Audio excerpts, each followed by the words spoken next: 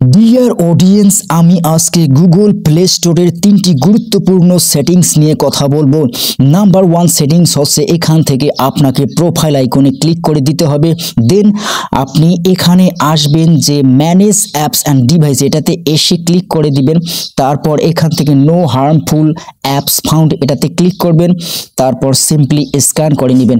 আপনার ফোনে যদি কোনো হার্মফুল অ্যাপস ডিটেক্টেড হয়ে যায় সেক্ষেত্রে ডিলিট অপশন আসবে, আপনি সিম্পলি ডিলিট করে দিবেন। এবার হচ্ছে নাম্বার টু সেটিংস, এখানে প্রোফাইল আইকনে ক্লিক করবেন। প্রোফাইল আইকনে ক্লিক করার পর আপনি সেটিংসে চলে আসবেন। এই সেটিংসে ক্লিক করার পর আপনি উপরে জেনারেলের পাশে ডাউন অ্যারো আছে, এটাতে ক্লিক করবেন। তারপর অটোমেটিক্যালি আর্কাইভ অ্যাপস, এটা যদি আপনার অফ থাকে আপনি অন করে রাখবেন।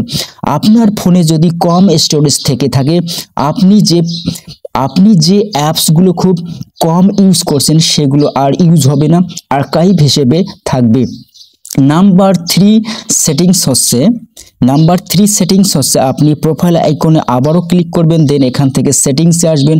সেটিংসে আসার পর শেষে অ্যাবাউট, এই অ্যাবাউটে ডাউন অ্যারোতে ক্লিক করে আপনি আপডেট প্লে স্টোর, এটাতে ক্লিক করে আপনার প্লে স্টোরটা আপডেট করে নেবেন। আমরা সাধারণত অ্যাপস আপডেট করি, কিন্তু প্লে স্টোর আপডেট করতে হবে।